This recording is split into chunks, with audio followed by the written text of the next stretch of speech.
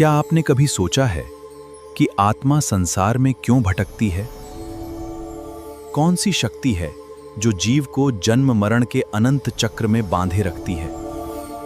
और कैसे इन कर्मों से मुक्त होकर आत्मा अपने शुद्ध स्वरूप को प्राप्त कर सकती है? इन सभी गूढ़ रहस्यों का वैज्ञानिक और तात्विक समाधान मिलता है गोमटसार कर्मकांड। आचार्य नेमिचंद्र सिद्धांत चक्रवर्ती द्वारा रचित यह अनुपम ग्रंथ कर्मों के बंध, उदय, निर्जरा और मोक्ष मार्ग का विस्तृत विवेचन प्रस्तुत करता है। 8 मूल कर्म। गुणस्थान, कर्मों की प्रकृति, स्थिति, अनुभाग और प्रदेश। गोमटसार कर्मकांड के माध्यम से आत्मा और कर्म के शाश्वत विज्ञान को समझने की इस दिव्य यात्रा का प्रारंभ करें। गुणरेण विभूषणं महावीरं मन्दरेण निलयं वैडी समुकीर्तनं मोक्षं। नमो अरिहन्ताणं नमो सिद्धाणं नमो आयरीयाणं नमो वैच्छायाणं नमो लोये सव्वसागुण।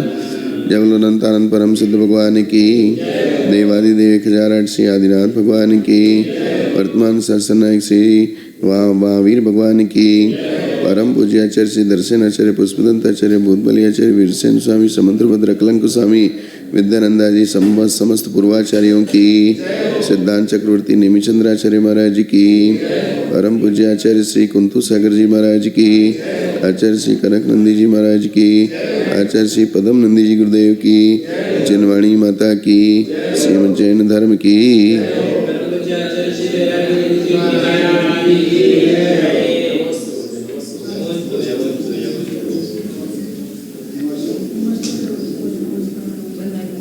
पेज नंबर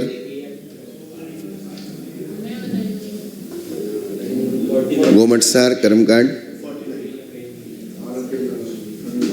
गोमटसार कर्मकांड पेज नंबर 49 और गाथा नंबर 92।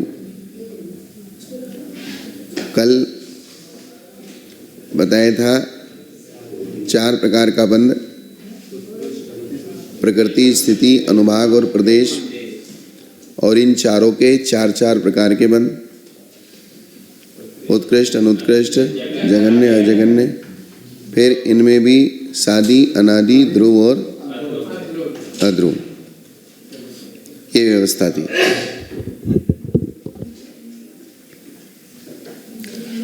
अब आगे सादी बंद छूट के जो वापस बंद होता है वो सादी, अनादि काल से जो बंद होता है वो अनादि, अभव्यों के होने वाला बंध ध्रुव और भव्यों के होने वाला बंध अध्रुव। उत्कृष्ट से हीन, अनुत्कृष्ट, और जघन्य से ज्यादा, जघन्य से कम, अजघन्य। अब जघन्य से कम कुछ होता नहीं है, लेकिन एक ऐसा बोला जाता है। बंद योग्य 120, उदय योग्य 122 और 148 सत्ता के योग्य। अब गुणस्थानों में प्रकृति बंध का नियम कहते हैं। कुछ सामान्य नियम बताए जा रहे हैं कि गुणस्थानों में जो प्रकृति बंध होते हैं वो किस प्रकार से होते हैं। नहीं, प्रकृति बंध, प्रकृति बंध कह रहे हैं तो प्रदेश बंध कैसे लेंगे? ऐसा सम्मेव तित्थ बंधो आहार दुगम पमाद रही देशु मिशुणे आउष्ये मिच्छादिषु शेष बंधो दो। तीर्थंकर प्रकृति का बंध सम्यक दृष्टि को ही होता है, अर्थात मिथ्यात, सासादन और सम्यक मिथ्यात, इन गुणस्थानों में तीर्थंकर प्रकृति का बंध नहीं होता है। चौथे से लेकर 7वें तक, 8वें के 6ठे भाग तक तीर्थंकर प्रकृति का बंध होता है, और आरक दिक् का बंध 7वें गुणस्थान में ही होता है, और किसी भी गुणस्थान में नहीं होता।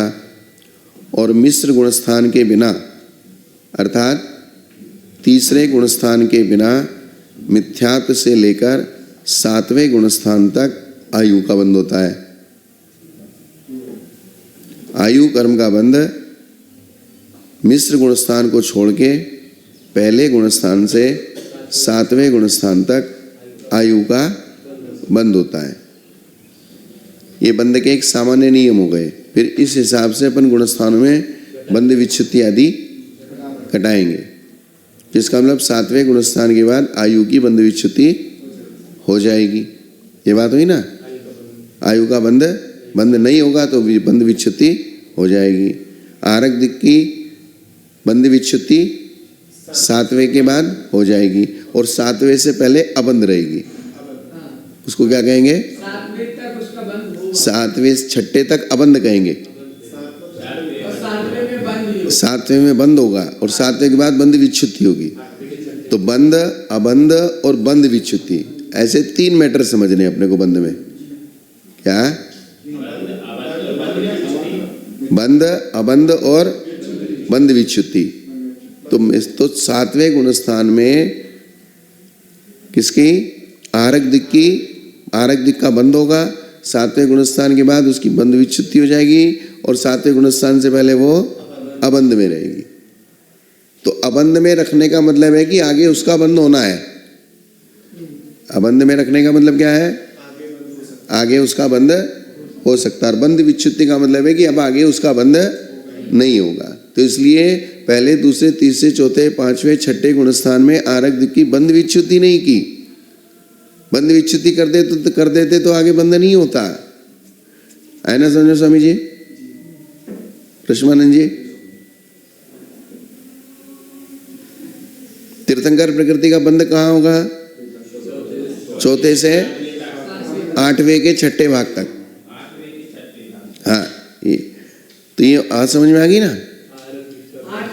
8वें के 6ठे भाग। हाँ, और आरक दिक् का बंध 7वें में होगा, अर्थात 7वें गुणस्थान वाला मुनि ही आरक दिक् प्रकृति का बंध करेगा। और तीसरे गुणस्थान में न तो मरण होता और न आयु का बंध होता।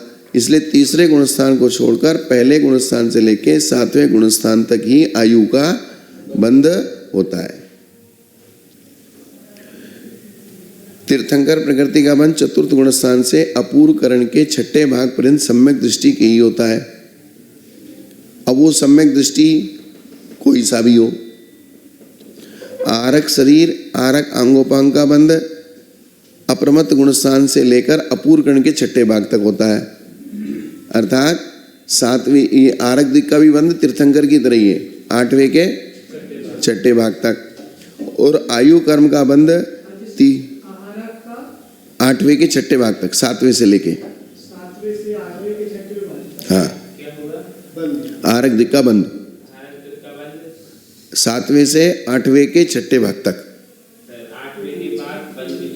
8वें के 6ठे भाग के बाद बंध विच्छुत्ति, अर्थात 8वें गुणस्थान के हमने भाग बना लिए।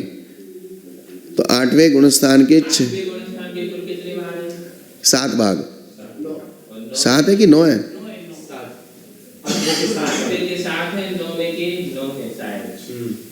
तो 8वें गुणस्थान के 7 भाग है, तो 6ठे भाग तक बंध विच्छुत्ति को।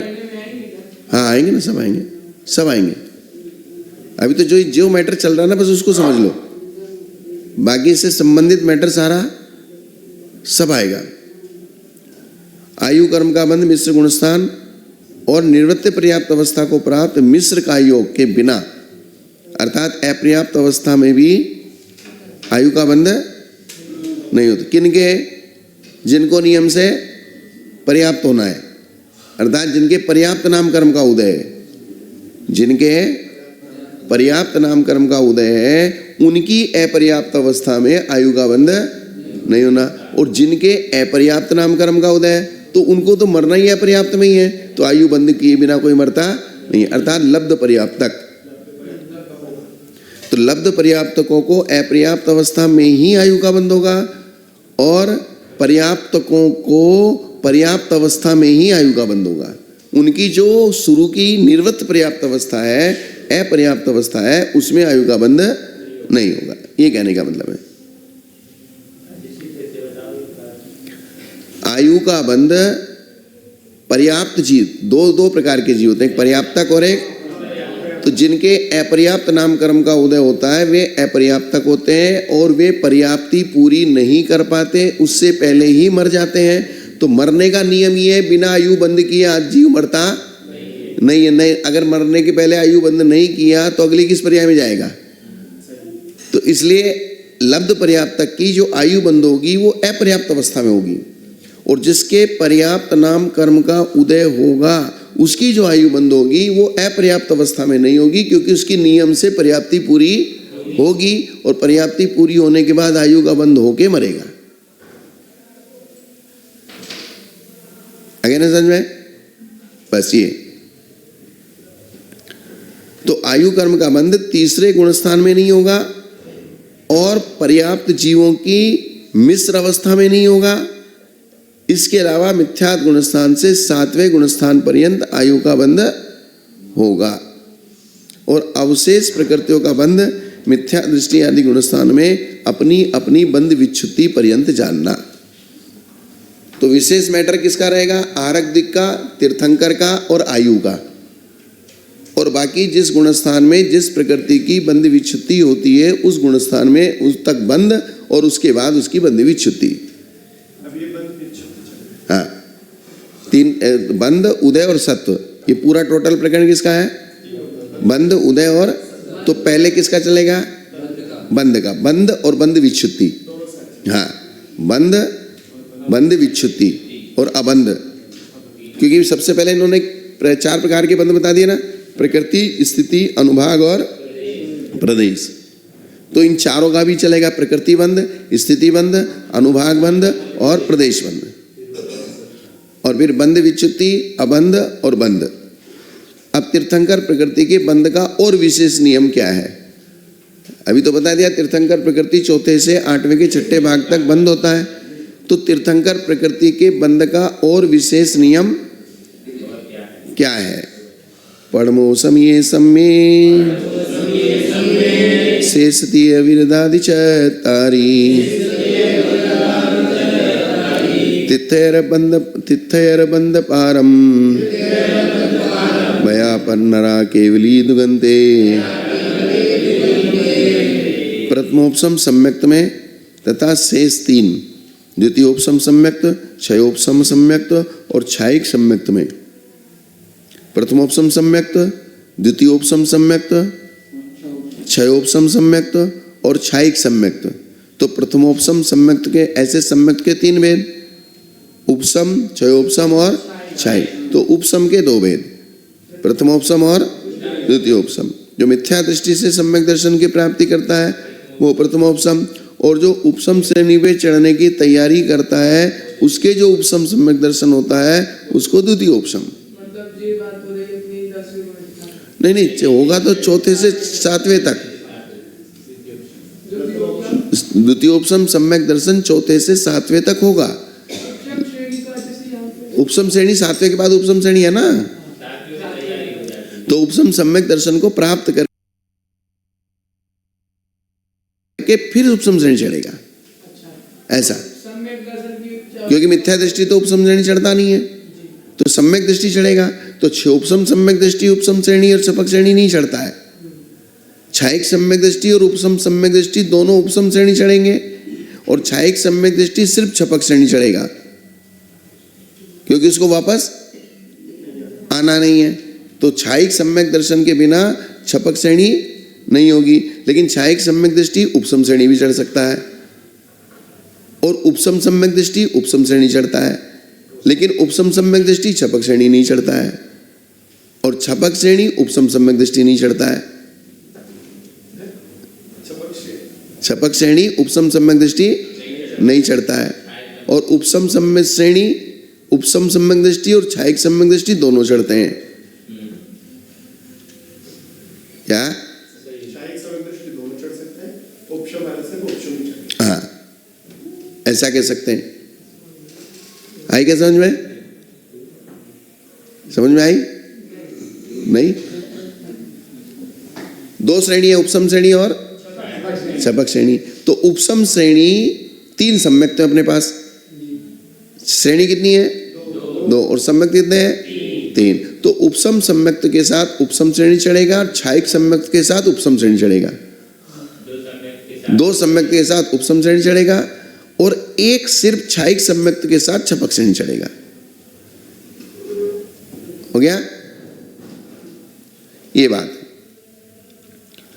अब उपसम सम्यक्त के इन्होंने यहां दो भेद कर दिए, प्रथमोपसम सम्यक्त और द्वितीयोपसम सम्यक्त। तो प्रथमोपसम सम्यक्त में, द्वितीयोपसम सम्यक्त में, छयोपसम सम्यक्त में और छायिक सम्यक्त में चौथे गुणस्थान से लेके सातवें गुणस्थान पर्यंत मनुष्य ही तीर्थंकर प्रकृति के बंध का प्रारंभ करता है, वो भी केवली अथवा श्रुत केवली के पादमूल में ही करता है। किसमें करता है? केवली और श्रुत केवली के पादमूल में ही करता है, अर्थात उसकी इतनी विशुद्धि केवली और श्रुत केवली के पादमूल में ही हो सकती है कि जो वो तीर्थंकर प्रकृति का बंध प्रारंभ करे। और किसी भी गति में बंध का प्रारंभ नहीं होता। हाँ, पादमूल होना चाहिए और गुण मनुष्य पर्याय होनी चाहिए, और गुणस्थान चौथे से लेके सातवें तक होना चाहिए।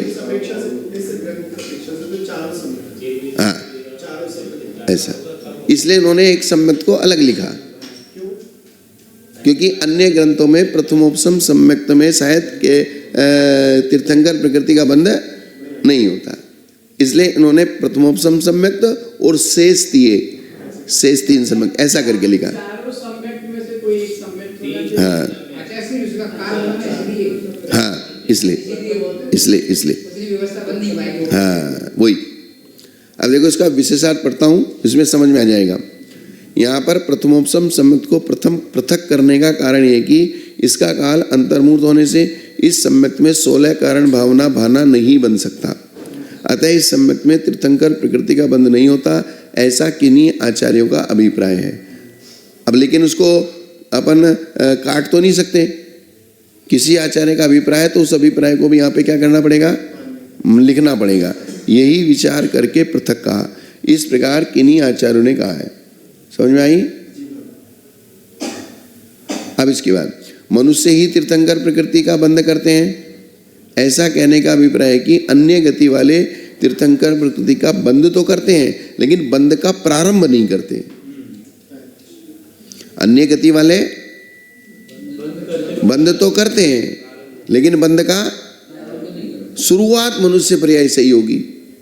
उसका कारण निरंतर बंद तो करते हैं लेकिन बंद का प्रारंभ नहीं। हाँ, इसका प्रारंभ निरंतर बंद नहीं होती। हाँ, जब तक वो 8वें के 6ठे गुणस्थान तक नहीं पहुंचेगा तब तक वो तीर्थंकर प्रकृति निरंतर बंधती रहेगी, क्योंकि 8वें का 6ठा भाग तब आएगा जब वो मनुष्य पर्याय में आके छपक श्रेणी चढ़ेगा या उपसम श्रेणी चढ़ेगा, तब 8वें का 6ठा भाग आएगा, तब उसका बंध रुकेगा, बंध विच्छुत्ति वहां पे हो जाएगी। अब यहाँ से किसी ने तीर्थंकर प्रकृति का बंध किया और मर के देवगति के 33 सागर की आयु में चला गया तो 33 सागर तक निरंतर वो बंधती रहेगी। मतलब बंद तो करेगा लेकिन बंद का प्रारंभ। हाँ, तो बंध का प्रारंभ मनुष्य गति में हो गया ना, एक बार हो गया तो वो चलता रहेगा, क्योंकि तीर्थंकर प्रकृति एक बार बंधनी चालू हो जाती है फिर उसको कोई रोकने वाला नहीं है। हाँ, जब दूसरे तीसरे नरक में ये जीव जाता है तीर्थंकर प्रकृति के बंध करके, जब दूसरे तीसरे नरक में सम्यक दृष्टि तो जाता नहीं है, तो लास्ट में वो मिथ्या दृष्टि बनेगा, और मिथ्या दृष्टि बनेगा तो तीर्थंकर प्रकृति का बंध रुक जाएगा, फिर वहां नरक में जाएगा, पर्याप्त होते सार तुरंत सम्यक दर्शन को प्राप्त करेगा, फिर तीर्थंकर प्रकृति का बंध प्रारंभ हो जाएगा। तो ऐसे इस अपेक्षा से 2 अंतर्मूर्त तीर्थंकर प्रकृति का बंध रुक जाएगा। यहाँ अंतर्मुहूर्त पहले वो मिथ्यात्व को प्राप्त हो जाएगा क्योंकि दूसरे तीसरे नरक जाना है, और अंतर्मुहूर्त वहां अपर्याप्त अवस्था में नरक में, क्योंकि अपर्याप्त अवस्था में वहां उसको सम्यक दर्शन की प्राप्ति नहीं होगी, जब पर्याप्त होगा तब सम्यक दर्शन की प्राप्ति होगी।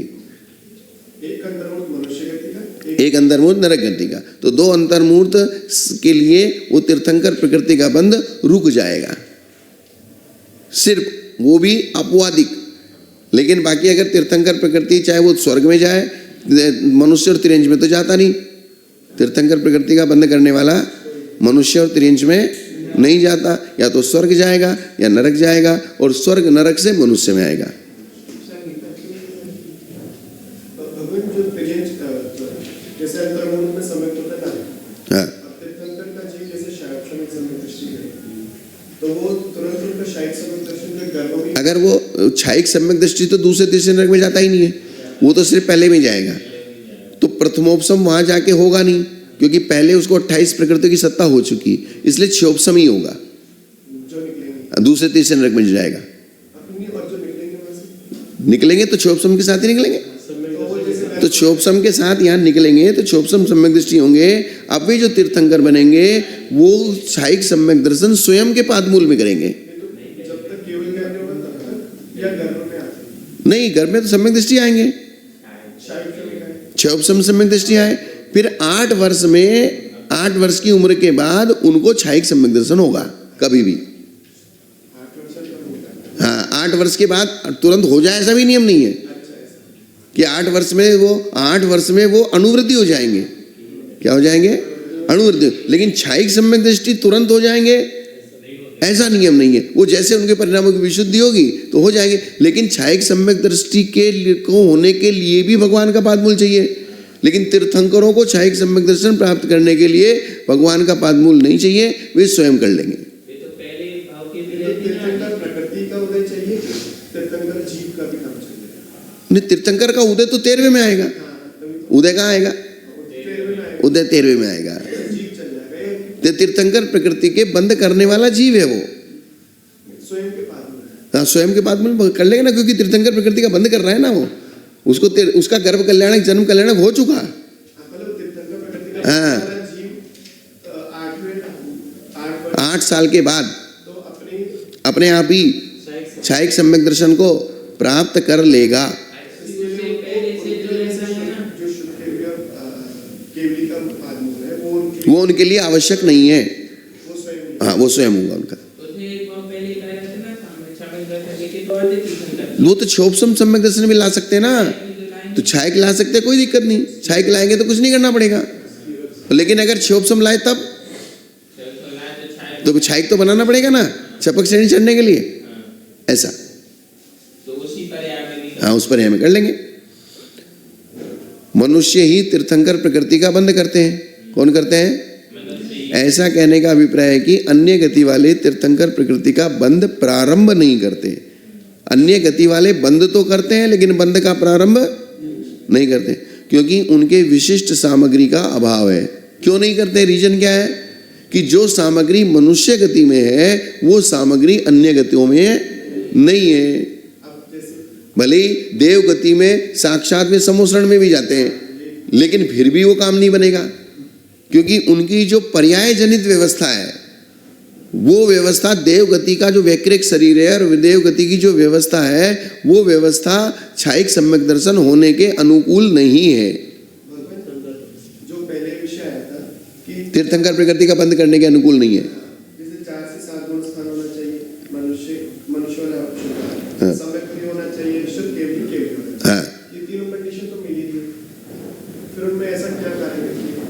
16 कारण भावना वो भी तो है ना साथ में। अच्छा, वो सिर्फ मनुष्य हाँ, नहीं भा तो कोई भी गति में भालो। 16 कारण भावनाओं का याद करना, देव भी 16 कारण भावनाओं का भा सकते हैं, लेकिन बाकी जो कारण है वे नहीं है। सारे कारण मिलेंगे तो जाके कार्य की सिद्धि होगी। किसी एक कारण के होने से कार्य की सिद्धि नहीं होती। जिस कार्य को होने के लिए जितने कारण चाहिए वे सारे के सारे चाहिए। लेकिन एक में 16 गर्भित हैं, एक में 16 गर्भित है, अर्थात दर्शन विशुद्धि भावना नियम से होनी, क्योंकि सम्यक दर्शन के बिना तो होगी नहीं। तो सम्यक दर्शन के बिना बाकी 15 होंगी, तो उन 15 से कुछ नहीं होगा। लेकिन सम्यक दर्शन के साथ अगर कोई सी भी एक भावना हो और एक भी ना हो, दर्शन विशुद्धि हो, तो भी हो जाएगा। हाँ, नहीं, पर ये जैसे अभी इस गाथा में दिया ना, 3 कंडीशन होनी चाहिए मांगने में, तो जैसे मनुष्य गति का ऑप्शन हटा दें, हाँ हटा दो। तो बाकी 3 कंडीशन तो देवों में बन पा रहे हैं, हाँ, तो बन जाने दो ना। तो फिर वहां पर बंद क्यों नहीं है? तो वही दूसरी चीज बता रहे ना कि वहाँ, प्रारंभ क्यों नहीं हो रहा? हाँ, तो प्रारंभ इसलिए नहीं हो रहा है। इन्होंने क्या लिखा यहाँ अन्य गति वाले जीव तीर्थंकर की गति के तीर्थंकर का बंध प्रारंभ नहीं करते, क्योंकि उनके विशिष्ट सामग्री का अभाव है। क्या लिखा है? जो विशिष्ट सामग्री मनुष्य गति में होती है वो विशिष्ट। तो इस प्रकार से अगर आप कहेंगे तो जैसे विशिष्ट सामग्री का मतलब फिर आप तो देवों को भी मोक्ष पहुंचा दोगे, क्योंकि हमारे से ज्यादा साधन तो उनके पास है। सोधर्मिंद्र तो द्वादशांग का कहता होता है, लोकांतिक देव भी द्वादशांग के कहता होते हैं, सर्वार्थ सिद्धि के देव निरंतर 33 सागर कर तक द्वादशांग की चर्चा करते हैं, फिर भी उनके संयम उत्पन्न नहीं होता। जबकि उनके वो वहां स्वर्ग में तो कोई किसी की हिंसा, झूठ, चोरी, कुशील, परिग्रह कर ही नहीं सकता, किसी देवी को चुरा ही नहीं सकता, किसी का परिग्रह नहीं ले सकता, जिसका जो है सिस्टम से फिक्स है। जैसे उसकी देव खत्म हो जाती तो देवी को ले आते। क्या देव खत्म हो गए किसी देवी के तो उस देवी को ले लेते ना, तो कुछ नहीं, कोई दूसरा देव थोड़ी लेता है। नहीं, 6 महीने तक बिना देव के रहते। बिना देव के वो देवी रहेगी, उसी के पद पे कोई दूसरा देव जब उसके पद पे आएगा उसी के लिए होगी वो। मतलब कई देव बदल जाएंगे उस दिन। नियम ही वो दो देवी जिस पद की है, देव की नहीं, जिस पद की सेवा करनी है उसी के लिए है वो। जैसे सोधर्मिंद्र की सीट खाली हो गई तो उसी सीट पे जब दूसरा सोधर्मिंद्र आएगा तभी वो देवी उसी के लिए सेवा करेगी, वो दूसरे के पास नहीं जा सकती, ना दूसरा उसको कोई ले जा सकता।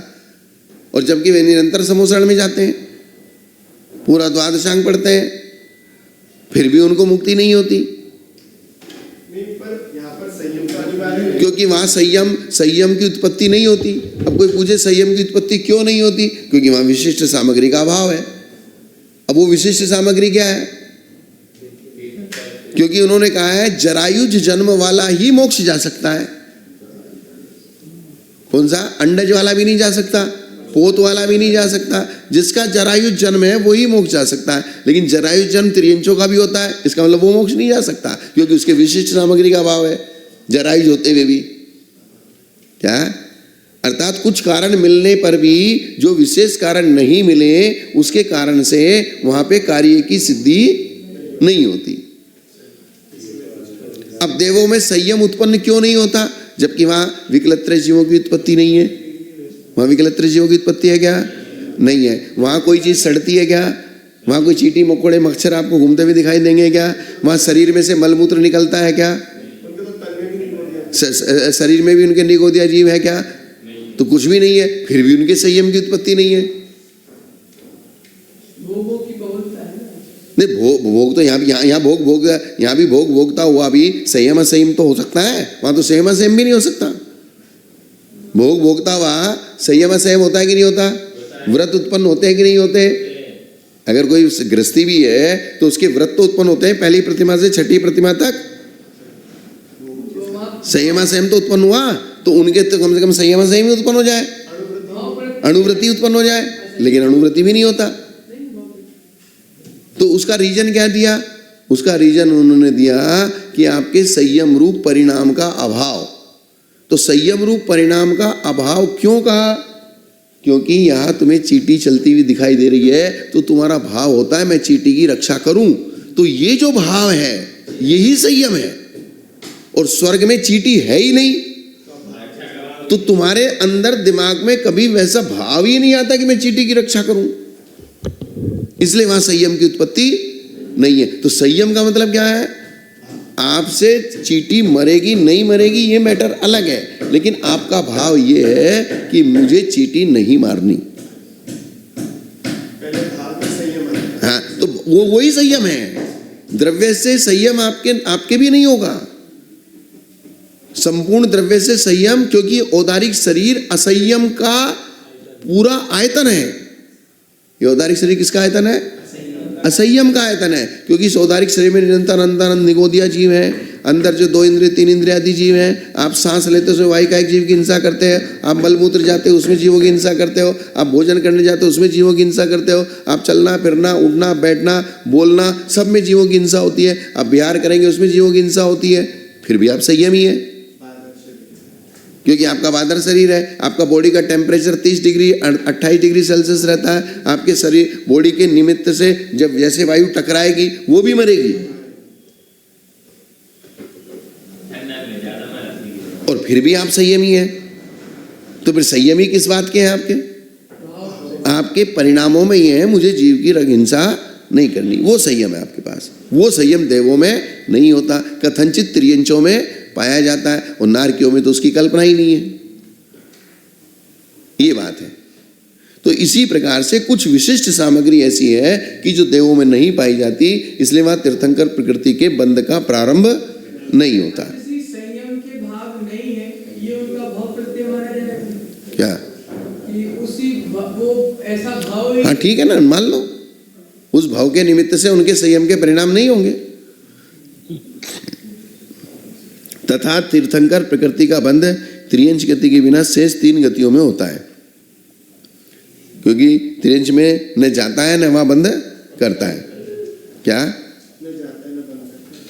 इसके बंध का उत्कृष्ट काल है अंतर्मूर्त अधिक 8 वर्ष तथा वर्ष पृथक कम 2 कोटि पूर्व और 33 सागर। बंध का उत्कृष्ट काल किसका है? हाँ, जैसे आपने 8 वर्ष अंतर्मूर्त हुए और तीर्थंकर प्रकृति का बंध क्या किया? प्रारंभ कर दिया। नहीं 8 वर्ष नहीं, वर्ष पृथक, कम से कम वर्ष पृथक में उसका तीर्थंकर प्रकृति का बंध होगा, ऐसा नियम है। नीचे क्या लिखा है? कारण यह है कि जिस भाव में जीव तीर्थंकर बनता है उस अंतिम भाव में वह नियम से वर्ष पृथक तक तीर्थंकर अवस्था में रहता है और विहार आदि करता है, इसलिए वो वर्ष पृथक कम करना। हाँ, क्योंकि वो 13वें गुणस्थान में उसका उदय हो जाएगा, उदय में आ गई तो फिर बंद रुक जाएगा। तो लास्ट का वर्ष पृथक कम, इसका मतलब क्या हुआ कि जो तीर्थंकर प्रकृति का बंध करेगा उसको कम से कम वर्ष पृथक तो विहार करना ही पड़ेगा, नहीं तो तीर्थंकर काहे के लिए बना? तीर्थ की प्रवृत्ति तो करनी पड़ेगी ना। क्या करनी पड़ेगी? तीर्थ की प्रवृत्ति करनी पड़ेगी। इसलिए शुरू का 8 वर्ष अंतर्मूर्त तो वो कम कर दिया, क्योंकि वहां उसने तीर्थंकर प्रकृति का बंध प्रारंभ किया, क्योंकि 8 साल के पहले तीर्थंकर प्रकृति का बंध प्रारंभ नहीं होगा। और लास्ट के एक भाव में वर्ष पृथक कम इसलिए किया क्योंकि वहां उसको तीर्थ का प्रवर्तन करना पड़ेगा। तो जब उदय आ गया तो फिर बंध नहीं होगा। जैसे मिथ्यात्व का मिथ्यात्व गुणस्थान में बंध भी होता है, उदय भी होता है। मिथ्यात्व का मिथ्यात्व गुणस्थान में बंध उदय एक साथ होता है, लेकिन तीर्थंकर प्रकृति का बंध उदय एक साथ नहीं होता। ऐसा एक पर्याय की अपेक्षा से प्रारंभ बता दिया 8 वर्ष अंतर्मूर्त, और एक पर्याय की अपेक्षा से लास्ट बता दिया। और दोनों पर्याय की, मनुष्य पर्याय की आयु थी एक एक पूर्व कोटि, तो 2 पूर्व कोटि ले लिया। तो 2 पूर्व कोटि में एक पूर्व कोटि में से 8 वर्ष अंतर्मूर्त कम कर दिया, और एक पूर्व कोटि में से वर्ष पृथक कम कर दिया, और 33 सागर मैक्सिमम देवों में रख दिया। मैक्सिमम 33, क्योंकि नरक में जाएगा तो दूसरे तीसरे नरक में जाएगा तो मैक्सिमम आयु नहीं रहेगी। तो ये मैक्सिमम उसका बंध का काल हो गया। तो मैक्सिमम बंध का काल 33 सागर प्लस 2 पूर्व कोटि, लेकिन 2 पूर्व कोटि में अंतर मुहूर्त 8 वर्ष कम और एक पूर्व कोटि में वर्ष पृथक कम। 3 भाव हो सकते हैं। हाँ, मैं तीर्थंकर मानने वाले 3 भाव होते हैं। एक वर्तमान का भाव जहां से उसने तीर्थंकर प्रकृति का बंध किया, एक देव का भाव, और देव से फिर वापस मनुष्य भाव में आएगा। तीसरे भाव का उल्लंघन नहीं करता सम्यक दृष्टि 4 भाव है। सम्यक दृष्टि, छाइक सम्यक दृष्टि, शायद सम्यक दृष्टि। अगर वो भोग भूमि के मनुष्य तिरंज में चला जाए तो, क्योंकि वहां से उसको नियम से देव में जाना पड़ेगा। एक यहाँ छाइक सम्यक दर्शन किया, फिर भोग भूमि में गया, दूसरा फिर देव में जाएगा, तीसरा फिर वापस आएगा, चौथा। इनके बंध का प्रारंभ केवली द्वय के पादमूल में ही होता है, ऐसा नियम है, क्योंकि अन्यत्र उस प्रकार की परिणामों की विशुद्धि नहीं हो सकती जिससे तीर्थंकर प्रकृति का बंध प्रारंभ हो सके। हो गया।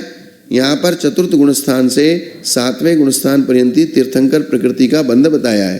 क्या बताया है? चौथे गुणस्थान से लेके 7वें गुणस्थान तक ही तीर्थंकर प्रकृति का बंध होता है, तथा 92 भी कहा था कि विशेषार्थ में चतुर्थ गुणस्थान से अपूर्वकर्ण गुणस्थान के छठे भाग पर्यंत तीर्थंकर प्रकृति का बंध का है। इससे अभिप्राय यह है कि बंध का प्रारंभ तो चौथे से सातवें तक ही होता है। बंध का प्रारंभ किस तक होता है? सातवें तक ही होता है, और आठवें के छठे भाग तक वो बंधती रहेगी। हाँ, अगर कोई आगे बढ़ गया तो आठवें के छठे भाग तक क्या होती रहेगी? बंधती रहेगी। लेकिन सातवें के बाद आठवें गुणस्थान में बंध का प्रारंभ नहीं होगा, प्रारंभ तो पहले चौथे से सातवें तक ही होगा। तो फिर ये भी बात सत्य होगी इसमें कि तीर्थंकर प्रकृति के बंध वाले कभी भी ऑप्शन श्रेणी नहीं चढ़ेंगे। है? तीर्थंकर प्रकृति का जिनको बंध चल रहा है वो फिर कभी ऑप्शन श्रेणी नहीं चढ़ेंगे। नहीं, ऐसा किसने कह दिया? क्योंकि 8वें के बाद बंद रुक जाएगा तो 11वें में जाके वापस आके फिर बंद करने चालू करेंगे। तो फिर बंद जैसे निरंतर बंद। हाँ, तो उसमें कोई दिक्कत नहीं ना। 11वें में जाके फिर वापस आके बंद करेंगे तो भी वो जब तक उसकी बंद विच्युति नहीं होती तब तक उसका निरंतर बंधना निरंतर बंदी है, क्योंकि इसकी अपोजिट प्रकृति नहीं है। जैसे साता असाता की क्या होती है? अपोजिट। लेकिन उसकी बंद साता की बंद विच्युति नहीं हुई अभी तक। क्या? बंद विच्युति नहीं हुई, लेकिन बंधेगी दो में से एक। लेकिन उसकी बंद विच्युति कहेंगे कि दूसरे की साता का बंध रहा है तो असाता की बंद विच्युति कहेंगे क्या? असाता बंद हो रहा है तो साता की बंद विच्युति कहेंगे क्या? नहीं कहेंगे। तो इसलिए वो निरंतर बंदी नहीं है। साता असाता क्या है? निरंतर बंदी इसलिए नहीं है क्योंकि उसका अपोजिट बनता है, और दोनों प्रकृतियों में से एक समय में एक ही बनती है। जैसे उच्च गोत्र नीच गोत्र, या तो उच्च गोत्र बंधेगा या नीच गोत्र में, जैसे शुभ अशुभ, सुस्वर दुस्वर, ये जोड़ी है। और तीर्थंकर प्रकृति की कोई जोड़ी नहीं, इसलिए जब तक बंधेगी निरंतर बंधेगी, और जब रुक जाएगी तो रुक जाएगी। लेकिन बंद अवस्था में होते हुए भी जिसका अपोजिट होता है उसकी एक प्रकृति बंधेगी और एक रुक जाएगी। अब जैसे सातावेदी बंधी, अंतर्मूर्तक बंधी, अंतर्मूर्त के बाद असाता बंदी चालू हो गई तो रुक गई, लेकिन बंद विच्युति नहीं हुई।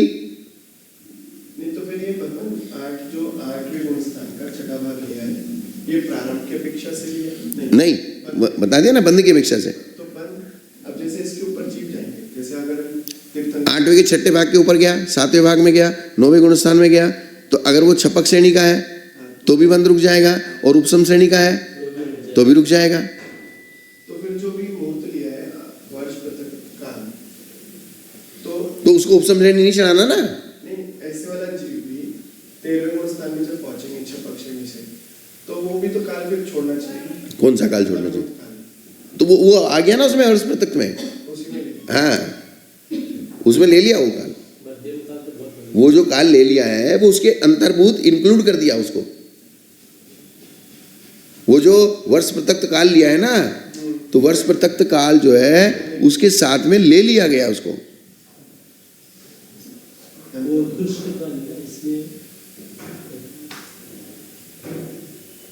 तो वर्ष पृथक काल कोई एक निश्चित काल नहीं क्या, 3 से 9 या 7-8 वर्ष, तो उसमें गर्भित हो जाएगा ना।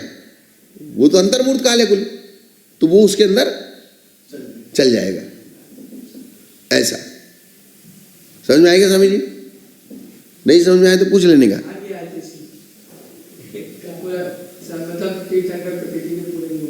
हाँ, 2-3 बार इसको देखोगे पढ़ोगे तो समझ में आ जाएगा। तीनों सम्यक में से कोई एक सम्यक होना चाहिए। हाँ, उसके बाद गुणस्थान 7वें तक का होना चाहिए। प्रारंभ होता है, 8वें तक बंद चल सकता है, लेकिन प्रारंभ चौथे से 7वें तक होगा। उसके बाद मन होना चाहिए। तिर्यंच को छोड़ के बाकी अन्य 2 गतियों में 3 गति, हाँ, बंद तो होता रहता है, लेकिन उसका प्रारंभ मनुष्य गति में होगा, मनुष्य गति नहीं होगा, क्योंकि विशिष्ट सामग्री का अभाव है अन्य गतियों में अन्य गतियों में प्रारंभ करने के लिए। प्रारंभ करने। हाँ, और फिर तीर्थंकर के पादपूल में ही ये होता है। ये केवली शुद्ध केवली 2, तीर्थंकर का पादमूल नहीं, केवली और शुद्ध केवली। अब गुणस्थानों में बंद विच्छित्ति कहते हैं। हाँ बोलिए समझी। देव होता है, देव चला गया देवी है, तब तब तक वो देवी खाली बैठेगी, इंतजार करेगी। उसके बाद क्या करेगी? किसके बाद? ये बात है उसमें, तो उसके साथ रहेगी। उसके साथ तो उसको दोष दिया है। तो व्यभिचार का दोष वहां इसलिए नहीं है क्योंकि वहां रक्त संबंध नहीं है, वहां संतान उत्पत्ति नहीं होती है, वहां सिर्फ विषय भोगों के लिए है वे, और वहां कोई मोक्ष मार्ग की व्यवस्था नहीं है। और देवों का निरंतर उच्च गोत्र का उदय है क्योंकि वे नीच होते ही नहीं है। यहां अगर आपके गलत संबंध हो गए, आपकी रक्त शुद्धि, माता की और पिता की शुद्धि बिगड़ गई, तो वो नीच गोत्र बनेगा। लेकिन वहां ऐसा कुछ सिस्टम ही नहीं है। बात समझ में आई ना? और फिर भी वहां उसके उस द्रव्य और मेन जो उच्च गोत्र का जो काम है वो आपको छठे सातवें गुण स्थान तक पहुंचाना है, शुक्ल ध्यान का कारण है। तो वो शुक्ल ध्यान वहां होना नहीं है, इसलिए वो उच्च गोत्र है भी तो ठीक है। भोग तो है ना, भोग की बात। हाँ तो भोग होने दो ना, भोग होने के बाद भी अशुद्धि नहीं होती। डॉक्टर क्या है, सप्त धातु धातु तो धातु है। वो धातु का वो लेन देन का काम नहीं है, वहां संतान परंपरा नहीं है, वैकृत शरीर है। क्या? जैसे भोग भूमि है, अब भोग भूमि में तो जो दो जुगलिया पैदा होते हैं उसको समझेंगे तो आप भाई बहन समझेंगे, और वही फिर पति पत्नी होते हैं। लेकिन फिर भी वहां भी मोक्ष मार्ग की व्यवस्था नहीं है, वहां सिर्फ उच्च गोत्र कह दिया गया है, लेकिन मोक्ष मार्ग की व्यवस्था नहीं है। तो उनके भी उच्च गोत्र का उदय होता है, जबकि वे तो धातु रूप धातु से सहित उनका शरीर है। भोग भूमियों का क्या है? धातु धातु के बिना संतान कैसे पैदा होगी? लेकिन फिर भी उनका उच्च गोत्र का उदय है। और तिर्यंचों में जो जन्मजात नीच गोत्री है, अर्थात जिनके माता पिता के संबंधों की कोई व्यवस्था नहीं है और जन्मजात नीच गोत्री है, और जैसे ही व्रत धारण करते हैं तो उनके उच्च गोत्र का उदय हो जाता है। इसका मतलब बहुत जगह कहीं कहीं व्यवस्था तक ये व्यवस्था भी अनेकांतिक है। जैसे यहाँ पे किसी ने दो साल की। हाँ, लेकिन यहाँ अगर मनुष्य पर्याय में आपकी माता अगर व्यभिचारिणी है, माता अगर व्यभिचारिणी है, उसके साथ जो संतान पैदा होगी वो नीच गोत्री बनेगी, उसके फिर संयम की उत्पत्ति नहीं होगी, उससे पैदा हुई संतान के नहीं होगी, संयम की उत्पत्ति नहीं होगी। त्रियंच नीच गोत्री होता हुआ भी उसके संयमा संयम की उत्पत्ति हो जाएगी, और मनुष्य उच्च गोत्री होता हुआ भी माता अगर व्यभिचारिणी हो गई तो उसके फिर नीच गोत्री संतान पैदा होगी तो उसके संयम की उत्पत्ति नहीं होगी। लेकिन जैसे तिर्यंच तो जन्म से नीचीकृत होते हैं, लेकिन संयम धारण करने के उनको बहुत उच्चीकृत हो जाता है। तो यही तो बता रहा हूं मैं।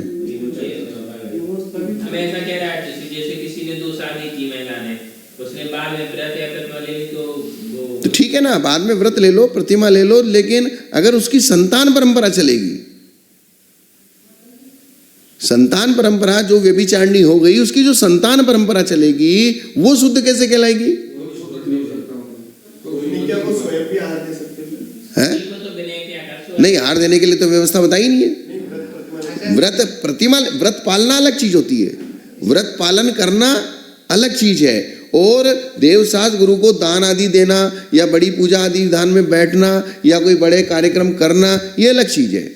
व्रत पालन करने का अधिकार तो शूद्रों को भी दिया है। इसको थोड़ा सा सही जरा व्रत पालन करने का अधिकार किसको दिया है?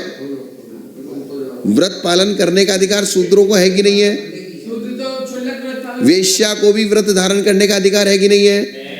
तो वो वेश्या भी संयमा संयमी हो सकती कि नहीं हो सकती? छुल्ली का दीक्षा भी ले सकती है, पर आहार नहीं दे आहार नहीं दे सकती। हाँ जिसने 2 साल कर ली वो कभी आहार नहीं दे पाएगा फिर। क्या? महिला जिसने 2 साल कर ली वो कभी आहार हाँ तो आगम की व्यवस्था तो ऐसी है। ऐसे ही है। हाँ, वो लोग ये सोचते हैं आगम की व्यवस्था ऐसी ही है। उसने व्रत ले लिए फिर प्रायश्चित ले लिया, व्रत तो व्रत ले लिया, प्रायश्चित ले लिया, अपने लिए लिया है। हम गाय को अशुद्ध होंगे, उसका पिंड तो अशुद्ध हो गया ना। जैसे त्रियंच नीच गोत्री जन्म जात है तो भी व्रत तो ले रहा है ना। तो वो चुगोत हो गया ना उसका, इसका तो त्रियंचों का उच्च गोत्र हो जाता है, लेकिन मनुष्यों का नहीं होता। मनुष्यों का उच्च गोत्र से नीच गोत्र तो हो जाएगा। लेकिन हाँ,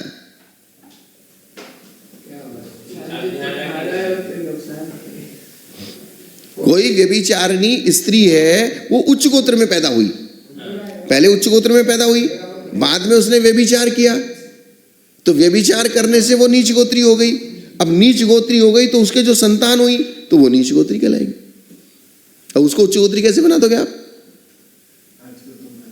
वो आजकल तो आप कुछ भी करो, आजकल तो गलती नहीं मान दिया किसी। तो आजकल जैसे परिवार है उसमें बेटी विधवा हो गई, उसको दोबारा शादी कर देते हैं, हाँ, तो वो विचार हो गई, संपत्ति नीच गोत्री हो गई, समाज में उठक बैठक है, तो वो जान कर ला करके हाथ दिलाते हैं अपनी prestige बनाने।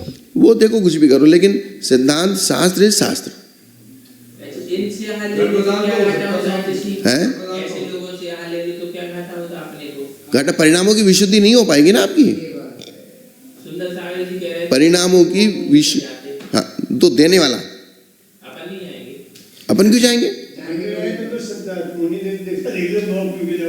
नहीं जाने ऐसे लोगों से हाल लेने के बाद तो वो उनके लिए लिखा है, मूलाचार्य में लिखा है, जिनके सूतक है, पातक है, व्यभिचारिणी है, या जिनका उच्च गोत्र नहीं है, ऐसे लोग अगर साधु को आहार देने के योग्य नहीं है। लेकिन मुनिराज की विशुद्धि की हानि होगी, मुनिराज की क्या होगी?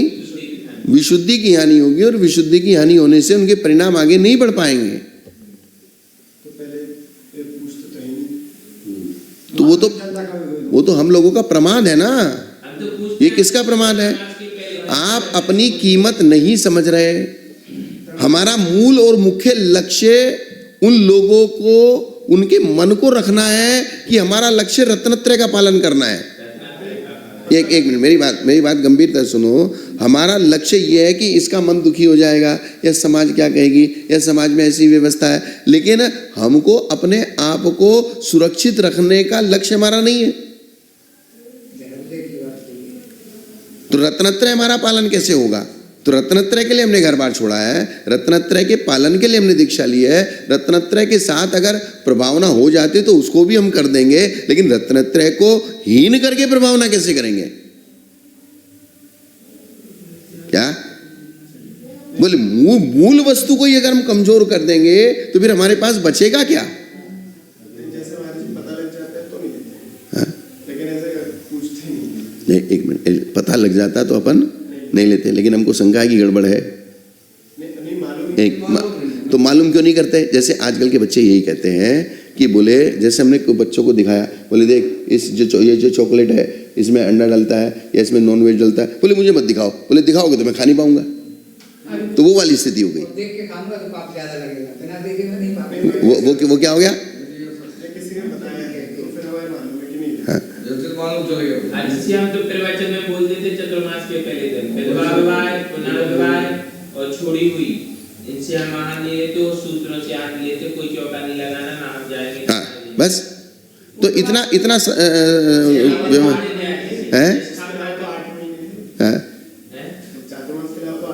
नहीं तुझे तो बात ना कर। तो फिर भी उन्होंने एक अपेक्षा से उस प्रमाद को कथनचित दूर तो किया ना। ये तो अभी बोलते गर्भपात वाली महिलाओं से हम नहीं लेते, हाँ, फोन से हम नहीं लेते, हम वो भी माइक से बोल देते गर्भपात वाली महिला वो अलग चीज है, हैं। उससे जरूरी नहीं उसका पिंड अशुद्ध हुआ है।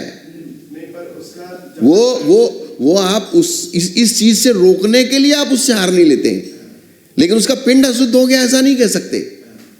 क्या? हाँ, उसको अब साधु भाई गर्भपात कराओगे तो हम तुम्हारे से हार नहीं लगे, तो किसके लिए नहीं हो? इसी प्रकार से विधवा विवाह नहीं हो उसको रोकने के लिए हम लोग हार नहीं लेते,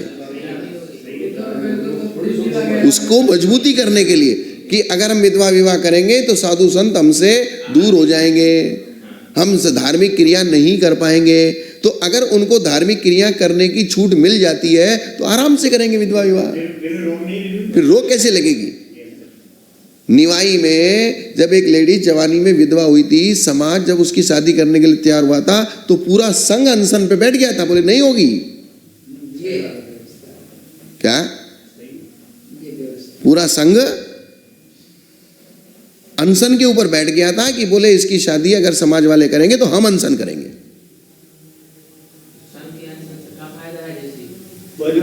समाज में वो कुरीति चालू नहीं होने देना, ये साधुओं की जिम्मेदारी है। महिला को चाहिए कि वो ना करे, वो ना करे। वो तो वो भी तैयार थी ना करे। ये परंपरा चल जा रही थी, फिर वो सबसे मेहनत से वो तैयार थी कि नहीं कर हाँ, नहीं करना, लेकिन समाज वाले जबरदस्ती लगे जिंदगी भर कैसे जिएगी? ये बात है, फिर तो ठीक है। तो फिर साधुओं को एक्शन लेना पड़ा। इसीलिए परमान सागर जी अगर वो लेडीज ही तैयार है तो फिर महाराज क्या करेंगे? ये परंपरा लड़की तैयार हो तो तुम सब कर सकते हो। लड़की अगर लड़की शादी करने के लिए तैयार है तो आप क्या कर लोगे? कुछ नहीं कर सकते। लेकिन वो तैयार नहीं है, वो महाराज के पास में, महाराज मेरी जबरदस्ती शादी करे, तो संग बैठ गया, बोले नहीं होगी इसकी शादी।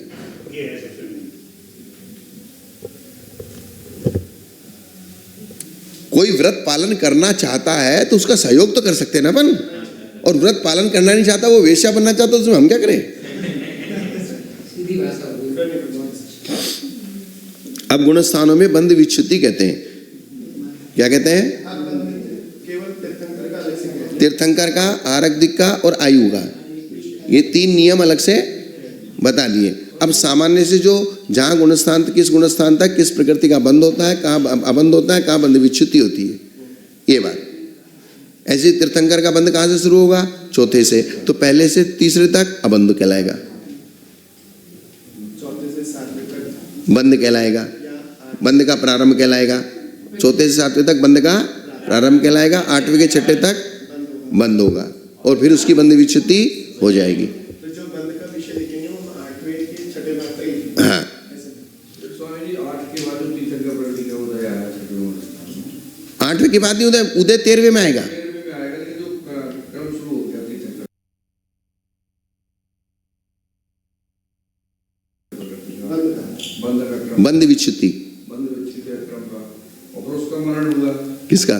तीसरे गुणस्थान नहीं का। होगा। नहीं, मरण कैसे होगा? तीसरे में मरण। जो 8वें के 6ठे भाग में चला गया, छायिक छपक श्रेणी चल रहा है, वापस आएगा, तो वो तो उपसम श्रेणी वाला। उत्तम श्रेणी वाला है। हाँ, तो शर्त तो है ना, उत्तम वाला और उपसम श्रेणी वाला नीचे आएगा। नीचे आएगा। तो नीचे आएगा, वो मिथ्यात्व में नहीं जाएगा, चौथे तक ही रहेगा, क्योंकि वो तीर्थंकर प्रकृति के बंध वाला है। मिथ्यात्व में आने की शर्त सिर्फ एक है, जब वो दूसरे तीसरे नरक के सन्मुख होगा। मिथ्यात्व में आने की शर्त कब है? दूसरे तीसरे नरक के सन्मुख होगा, तब सिर्फ 2 अंतर्मूर्त के लिए। बाकी वो तीर्थंकर प्रकृति वाला कभी भी मिथ्यात्व में नहीं आएगा। वो भी शारीरिक क्रम। हाँ, तो मतलब श्रेणी ने मरण के पूर्व भी अपने प्रथम का क्रम कर लिया, 7वें का था तो प्रथम तक आ गया। हाँ, तो लेकिन वो छायिक सम्यक दर्शन लेके गया है, इसीलिए समय दर्शन नहीं छूटा। सम्यक दर्शन नहीं छूटा उसका, क्योंकि पहले नरक में सम्यक दर्शन लेके जा सकता है। बंद भी निरंतर होता है। हाँ, इसको थोड़ा बल दे के खुलासा करते हैं। तीर्थंकर प्रकृति का बंध जो है वो निरंतर बंधनी वहाँ पे चल रही है, ऐसा क्योंकि शारीरिक समय दर्शन छूटा हो। छायिक सम्यक दर्शन छूटता नहीं है। छायिक सम्यक दर्शन छूटता क्या? नहीं, नहीं छूटता, चाहे क्या वो तो। बस। और दूसरे तीसरे नरक में छायिक सम्यक दृष्टि जाता नहीं, वो तो क्षोभसम जाएगा ऐसा, और क्षोभसम अंतर्मुक्त के लिए छूट जाएगा और फिर वापस हो जाएगा, तो अंतर्मुक्ति में बस। हो गया ना? एक थोड़ा श्रेणी अच्छा श्री इसको थोड़ा सा वो खुलासा क्या? वो प्रश्न करो ना आप। हम मैं ये कह रहा हूं, अब प्रश्न पूछो। जो श्रेणी मांगने वाला है हाँ, वो तो मुनि ही है ना, हाँ, और वो मुनि नरक जा सकता है, हाँ। मुनि नरक जा सकता है। मुनि अगर पहले आयु बंद कर ली तो फिर क्या करेगा? नहीं, अभी जो शब्द आया था ना, तो क्या? तीसरे स्थान में नहीं जाएगा, चौथे पे ही रुक जाएगा, जिसने पहले नरक आयु की आयु बंद कर ली तो वो मुनि बन सकता और है। बाद में नहीं, मुनि नहीं बनेगा वो। अब पहली बात तो मुनि नहीं बनेगा, पहली बात मुनि नहीं बनेगा, वो चौथे गुणस्थान में ही रहेगा, वो संयमा संयमी भी नहीं बनेगा। नरक आयु का और बंध आपने होगा। बताया था ना उपशम श्रेणी वाला तो स्वर्ग ही जाता है, उपसम श्रेणी में अगर मरेगा, तो स्वर्ग जाएगा। हाँ, तो मुनि बनने के लिए अगर आपने 3 आयु में से कोई सी भी आयु बंद कर ली, तो न तो आप संयमा संयम धारण कर सकते न संयम धारण कर सकते। नमस्कार श्री, तो क्या द्रव्यलिंगी बन सकता है? द्रव्यलिंगी बन जाओ, द्रव्यलिंगी तो कोई भी बन जाओ। नहीं, अच्छा श्री हाँ, किसी किसी के भी कपड़े उतार दो। बन सकता है ना? वो रंग को बदल दो। हाँ, उसमें क्या है, कपड़े उतारो, पिच्ची कमंडल पकड़ा तो द्रव्यलिंगी हो गया। नहीं, हाँ, हो सकता है ना, उसमें क्या दिक्कत है? नहीं तो आप क्या पूछना चाह रहे हो? जैसे कोई हीन कुली है, नीच गोत्री है, तो उसकी भी दीक्षा हुई कि नहीं हुई? हाँ, वही है। तो हुई है तो गुणस्थान थोड़ी प्रकट हो गया। सूर्य पद पे भी आसीन। तो गुणस्थान नहीं, कोई अगर किसी की दीक्षा हुई है तो गुणस्थान थोड़ी प्रकट हो जाएगा, गुणस्थान नहीं प्रकट कर सकते आप। वो तो अब आपके लोक व्यवहार के हिसाब से समझ लो, देख लो। नहीं, ऐसा जरूरी नहीं, किसने कहते करना पड़ेगा।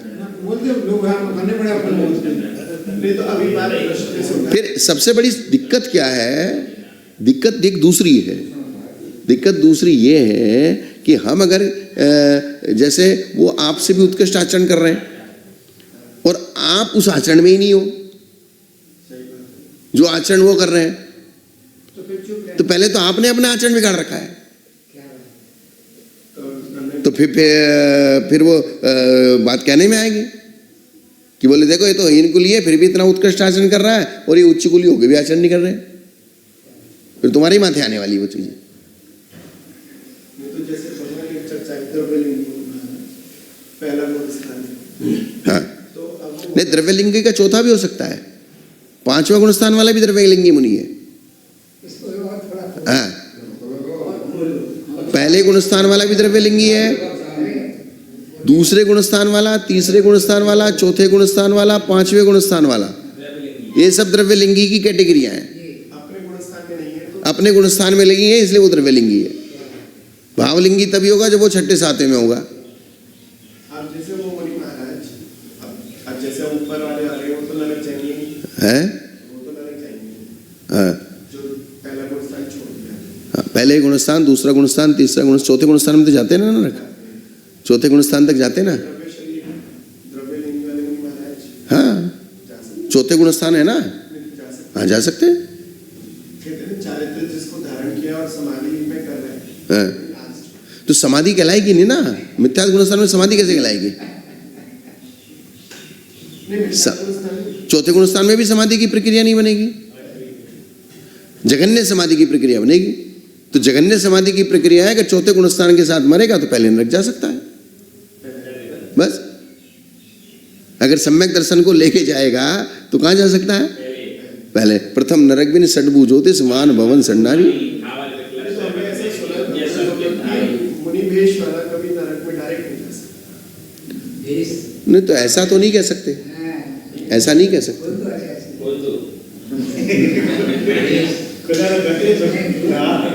नहीं, मुनि भेष वाला डायरेक्ट नरक में नहीं जा सकता, ऐसा तो हमने नहीं, ऐसा नहीं है।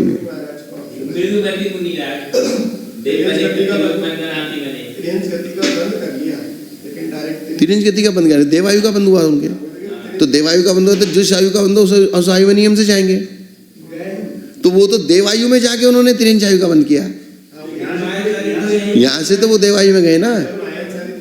हाँ, तो लेकिन देवायु बंद कर चुके थे ना, अगर देवायु बंद नहीं करी होती तो फिर उनको वो उसी आयु से तिरंज गति में जाए, क्योंकि आयु का नियम ये, जो आयु बंद कर ली अब तुम चाहे सम्यक दृष्टि हो जाओ चाहे कुछ भी हो जाओ, लेकिन उस आयु में जाना पड़ेगा।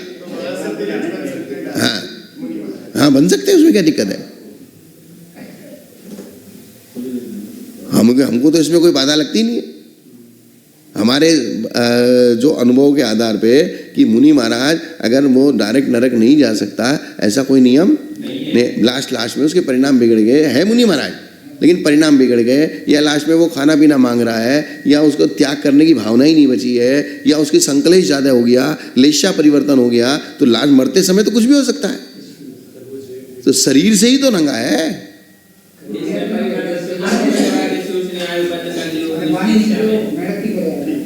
समाधि के समय, वो मृत्यु के समय कैसा परिणमन होगा इसकी कल्पना कौन करेगा। जैसे बाल तपांशु देव से बोला ना, भी बाल तब भी कर रहा हूँ, मिथ्या तब भी कर रहा हूँ, ठीक है ना।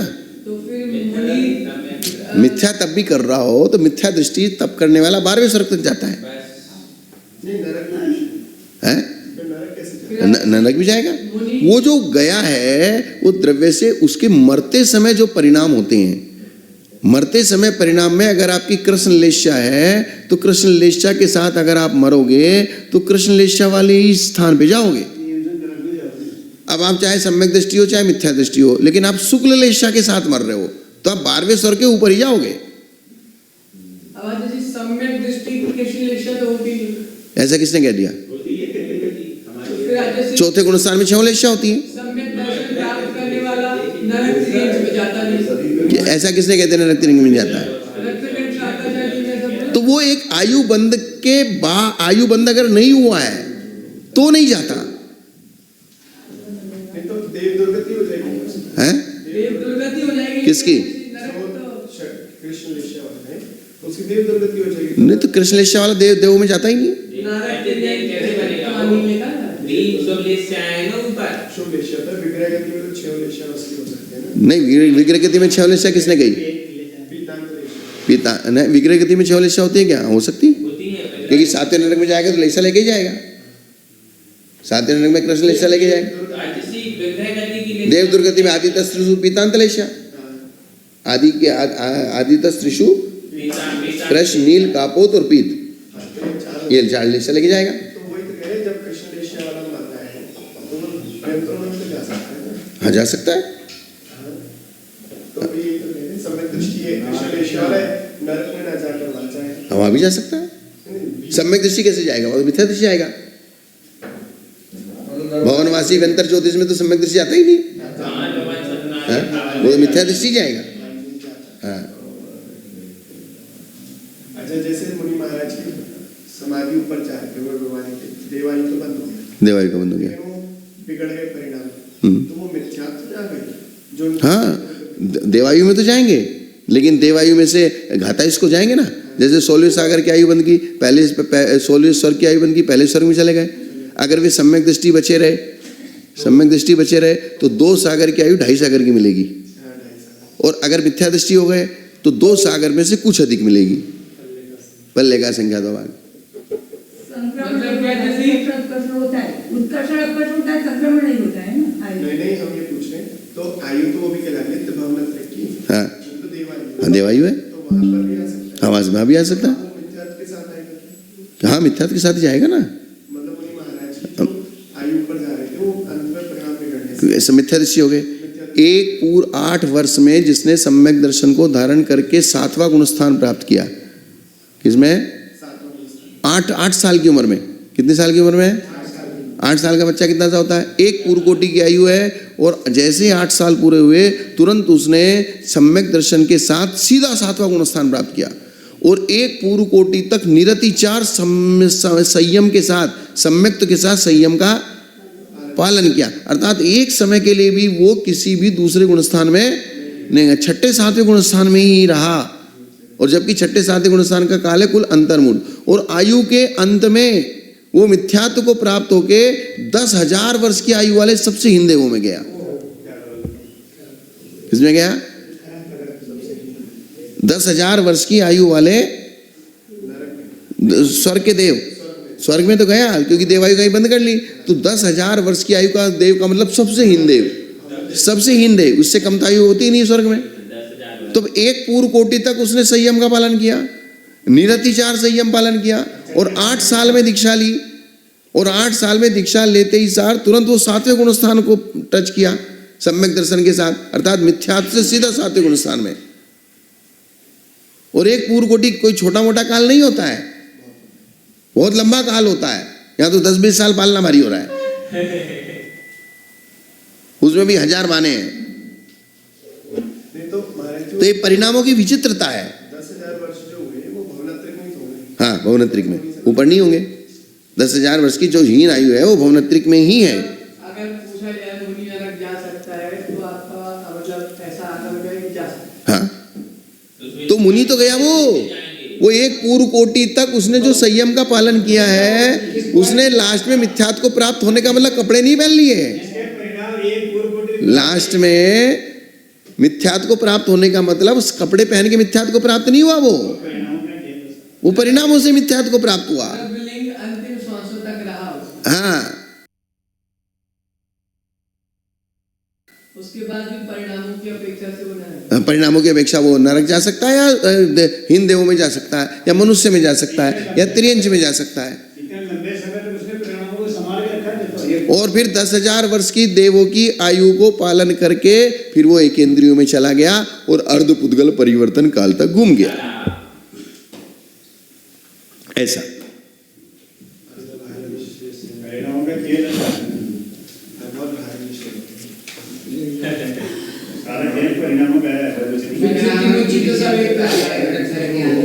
और ऐसा भी नियम नहीं है, सुनो, ये जो बात हमने कही, तो इस चीज को सुन के हम अपने आप को डाउन कर लें, क्योंकि सियार था, रात्रि भोजन त्याग किया, अगली पर्याय में सेठ बना और कर्म काट के मोक्ष चला गया।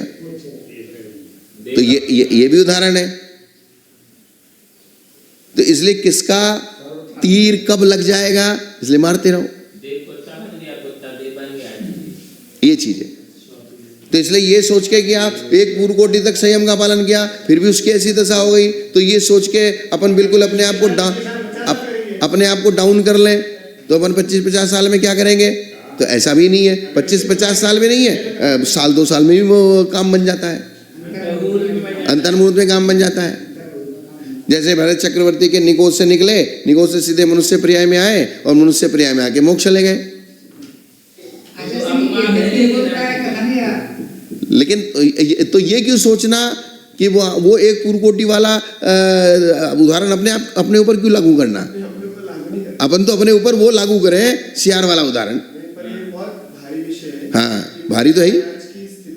हाँ, और वो 6ठे-7वें गुणस्थान को स्टेबल बनाए रखना, क्योंकि 6ठे-7वें गुणस्थान का काल, दोनों का काल अंतर्मुहूर्त है, और एक पूर्व कोटि तक उस अंतर्मुहूर्त ऊपर नीचे जरा सा भी कुछ हुआ तो सीधा 5वें, 4थे में, 3रे में जाएगा।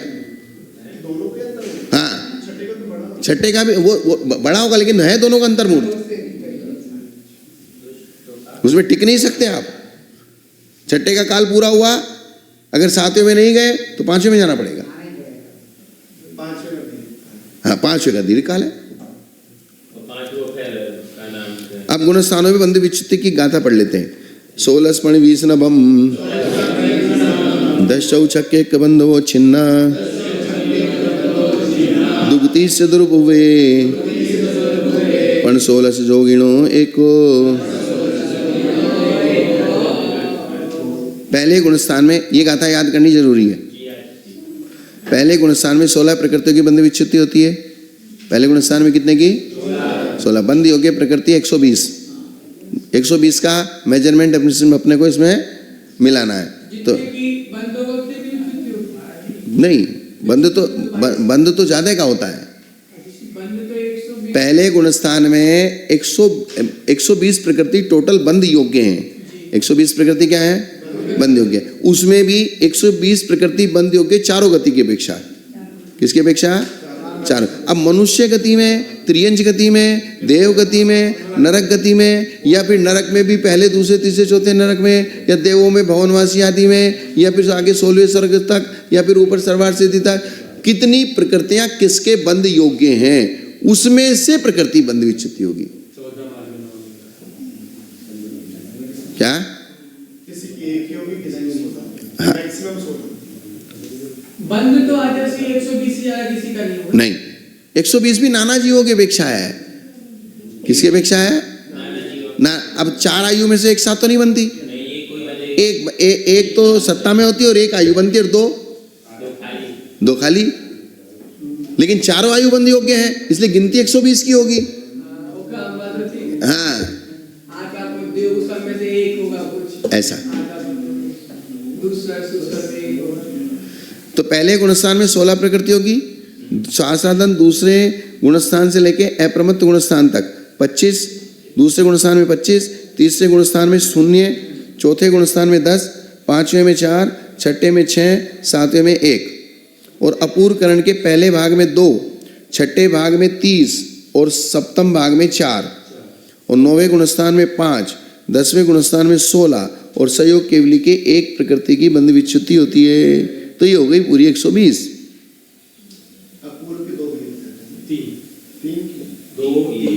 एक पहला भाग, एक सीधा छठा भाग, और एक 7वां भाग।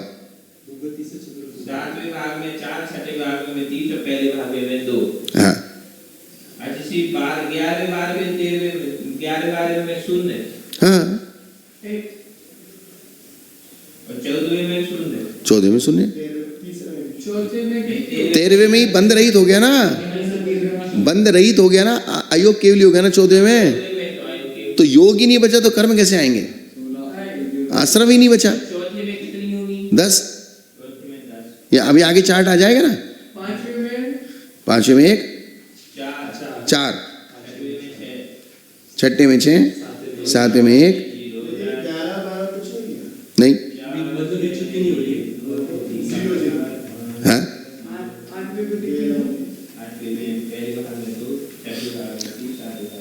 अब ये बंध विच्युति 2 प्रकार से होती है। एक उत्पादानुच्छेद, हाँ तो उत्पादानुच्छेद और क्या, हाँ बोलो बोलो।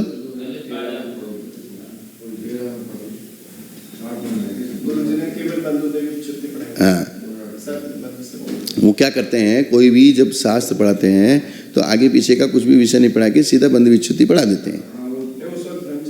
हाँ तो उत्पादानुच्छेद और अनुत्पादानुच्छेद 2 बंध विच्युति के नए हैं, अर्थात 2 विवक्षाओं से हम बंध विच्युति को कहते हैं।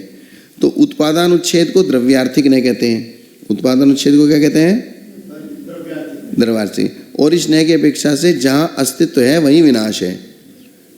जहां अस्तित्व है उत्पाद अनुच्छेद, जहां उत्पाद है वही नाश मानना। जैसे मिथ्यात् गुणस्थान की उत्पत्ति कहाँ है? मिथ्यात्व की पहले गुणस्थान में। तो मिथ्यात् गुणस्थान मिथ्यात् प्रकृति की विच्युति कहाँ है? पहले में। जबकि हाँ ये उत्पाद अनुच्छेद, हाँ वे तो पहले गुणस्थान के लास्ट समय तक मिथ्यात्व बंधता है। तो मिथ्यात्व में विच्युति कहाँ हुई? पहले गुणस्थान के लास्ट समय तक क्या बनता है? मिथ्यात्व बनता है। और मिथ्यात्व में ही बंध विच्युति गई।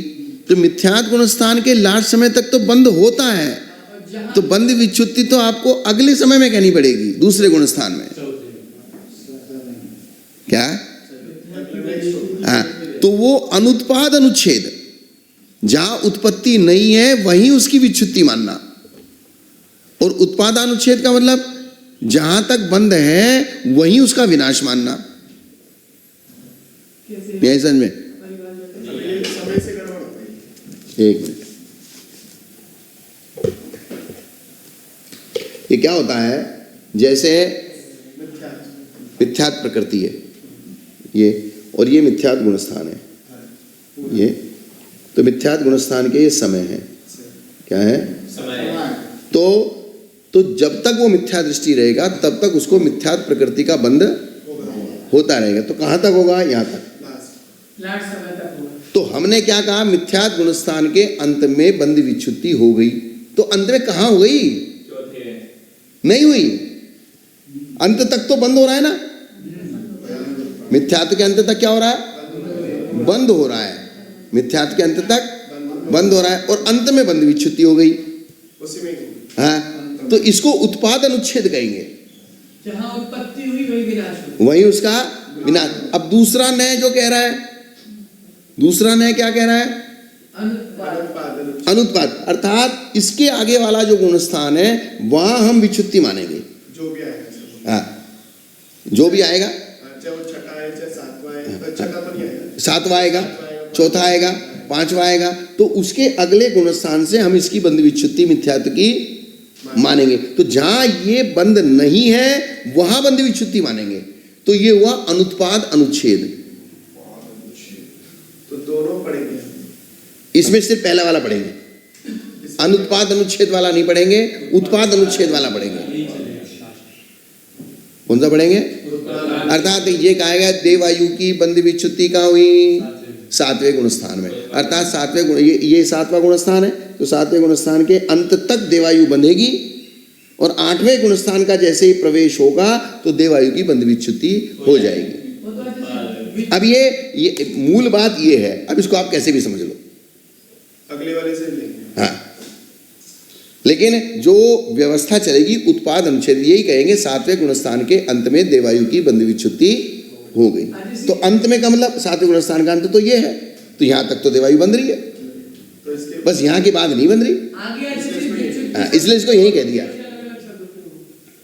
आगे जब अपन विच्युति पढ़ेंगे उस समय ऐसा तो नहीं होगा इस प्रकृति का अनुत्पाद विच्युति? ना वो सब नहीं, वो तो यहाँ सिर्फ बस यहाँ हो गया।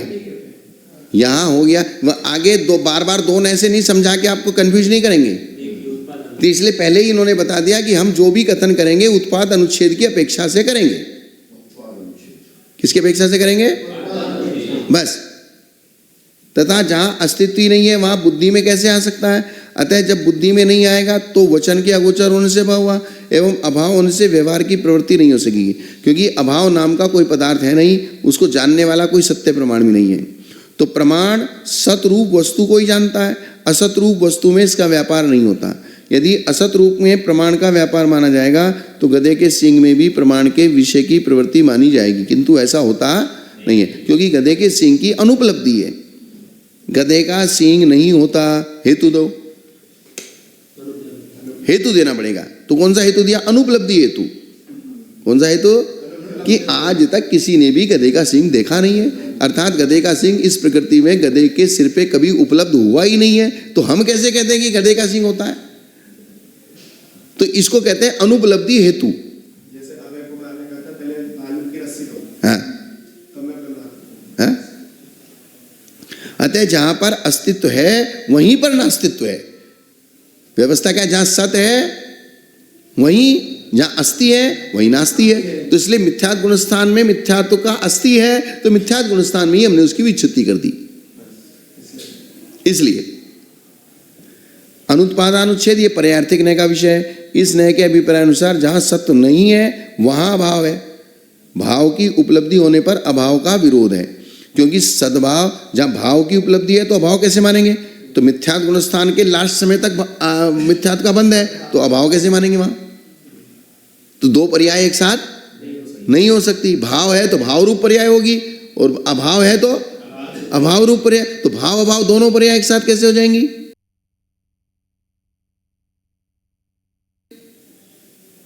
ये इनका ये तर्क है, क्योंकि सद्भाव के निषेध बिना अभाव तो हो नहीं सकता।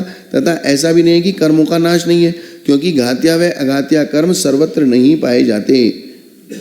अर्थात जो सद्भाव रूप है उसका अभाव नहीं है, इसी कारण सद्भाव और अभाव का परस्पर में विरोध है। अतः जहाँ नास्तित्व है वहीं नास्तित्व कहना योग्य है। शादवाद में दोनों नय अविरोधी हैं। अगर शादवाद की अपेक्षा लगाएंगे तो दोनों नयों का कोई विरोध नहीं है, और अगर एकांत करेंगे तो फिर समस्या पैदा हो जाएगी। यहाँ विच्छुत्ति के कथन में द्रव्यार्थिक न्याय रूप उत्पादानुच्छेद की अपेक्षा ही कथन किया जाएगा। बात आ गई समझ में? किसका किसका कथन किया जाएगा? उत्पादानुच्छेद, अर्थात मिथ्यात्व गुणस्थान में मिथ्यात्व का बंध होगा और मिथ्यात्व गुणस्थान में ही उसकी बंध विच्छुत्ति करेंगे। हो गया ना? उत्पाद अर्थात विद्यमान का अनुच्छेद अविनाश रूप जो है वह उत्पादानुच्छेद नय है। इस प्रकार द्रव्यार्थिक नय की अपेक्षा अपने अपने गुणस्थान के चरम समय में बंध विच्छुत्ति होती है, जबकि चरम समय तक उसका बंध होता है। ये भी अपने को दिमाग में रखना है, और चरम समय के बाद उसका बंध नहीं होता है। ये अभिप्राय समझना है। हाँ, पर्यार्थिक न्याय की अपेक्षा से तो उस अंतिम समय के अनंतर समय में उन प्रकृतियों के बंध का नाश हुआ है। अंतिम समय तक तो बंद होता रहा। सुनना, बात समझाई ना? विच्छुत्ति नाम बिछोड़ने का है, किंतु जहां पर विच्छुत्ति कही जाती है वहीं पर उनका संयोग रहता है। जैसे दो पुरुष एक नगर में रहते थे, उसमें से एक पुरुष दूसरे स्थान पर गया, वहां किसी ने पूछा कि तुम कहाँ बिछुड़े? तब उसने कहा कि हम अमुक नगर में बिछुड़े। तो इस प्रकार जहां उनका संयोग था वहीं बिछुड़ना कहा। इसी तरह जहां जहां पर कर्मों के बंध उदय अथवा सत्ता की विच्छुत्ति बताई है वहीं वहीं पर उन कर्मों का बंध उदय अथवा सत्व रहता है, उसके आगे नहीं रहता। ऐसे विच्छुत्ति का स्वरूप जानना सो ये द्रव्यार्थिक न्याय का अभिप्राय है। तथा उसी पुरुष को पूछने पर ऐसा भी कहा गया है कि हम अमुक नगर को छोड़कर अमुक नगर आए, तो वहां से पृथक हुए, तो जैसे जहां संयोग का अभाव हुआ विछुड़ना भी वही हुआ। उसी प्रकार अबंध में भी बंध का अभाव जानना, ये पर्यार्थिक न्याय का अभिप्राय है। समझ में आ गई ना बात? तो ये बात ये इस तरीके से सिस्टम में चलेगी। द्रव्यार्थिक न्याय की अपेक्षा कहेंगे बस। तीन में बीन बच